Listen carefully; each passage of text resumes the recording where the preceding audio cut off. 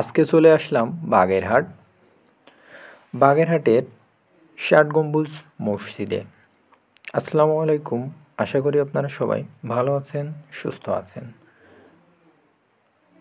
৬০ গম্বুজ মসজিদ সম্পর্কে আজকে আপনাদের সামনে কিছু তথ্য তুলে ধরতে চাই। আশা করি আপনারা সবাই এটি মনোযোগ দিয়ে শুনবেন। ভিডিওটা ভালো লাগলে অবশ্যই শেয়ার করবেন, পেজটিকে ফলো দিয়ে রাখবেন। তো চলুন কথা না বাড়িয়ে এই মসজিদ সম্পর্কে কিছু গুরুত্বপূর্ণ তথ্য শুনে নিই।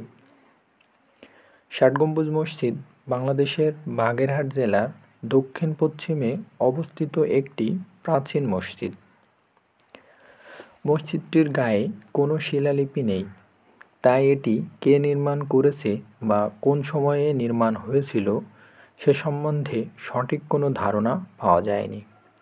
ধারণা করা হয় এটি 1500 খ্রিস্টাব্দে নির্মাণ করা হয়। এই মসজিদটি বহু বছর ধরে বহু অর্থ খরচ করে নির্মাণ করা হয়েছে। পাথরগুলো আনা হয়েছে রাজমহল থেকে। এটি বাংলাদেশের 3টি বিশ্ব ঐতিহ্যবাহী স্থানের একটি। 1985 সালে ইউনেস্কো এই সম্মান প্রদান করেছে। চলুন মসজিদটির গঠন প্রণালী সম্পর্কে জেনে নিই।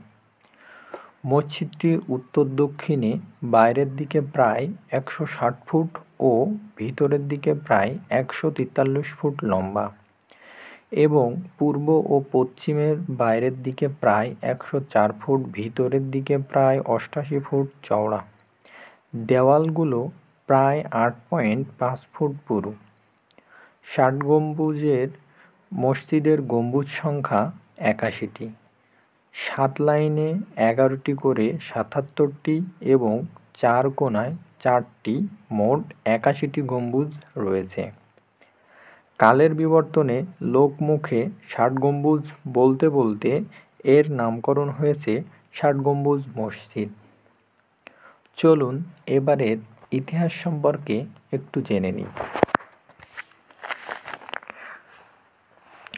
সুলতান নাসিরউদ্দিন মাহমুদ শাহের আমলে খান আল আজম উলুঘ খান জাহান সুন্দরবনের কোল ঘেঁষে খলিফাবাদ রাজ্য গড়ে তোলেন।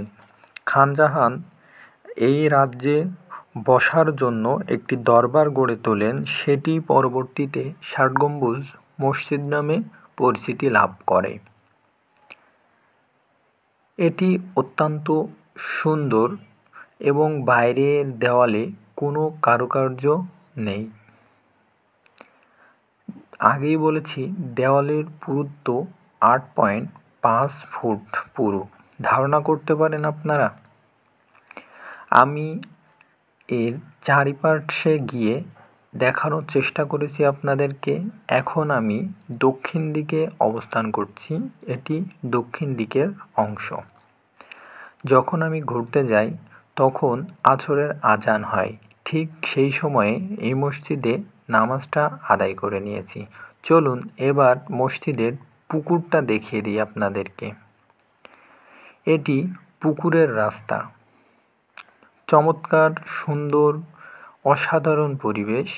সামনেই দেখতে পাচ্ছেন পুকুরখানি। তো চলুন পুকুরের নিকটে গিয়ে দেখাই। পুকুরটি বিশাল আয়তনের একটি পুকুর, আনুমানিক 3 থেকে 4 একর হয়ে থাকবে। পুকুরের এই পাশে রয়েছে পদ্মফুল বিস্তৃত একটি রঙিন সিঁড়ি, সুন্দর পদ্মফুল ফুটে আছে। এই পুকুরের ঐতিহ্যের মধ্যে আরও একটি রয়েছে বৃহৎ আকারের একটি কুমির। আপাতত সেটি নেই। ভিডিওটি অবশ্যই ভালো লাগলে কমেন্ট করে জানাবেন।